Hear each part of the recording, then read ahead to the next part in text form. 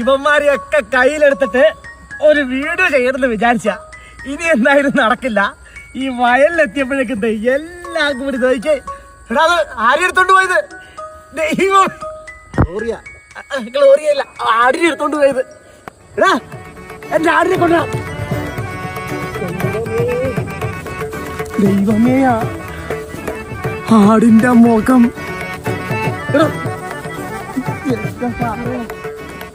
ആടിന്റെ മുഖം പോയി.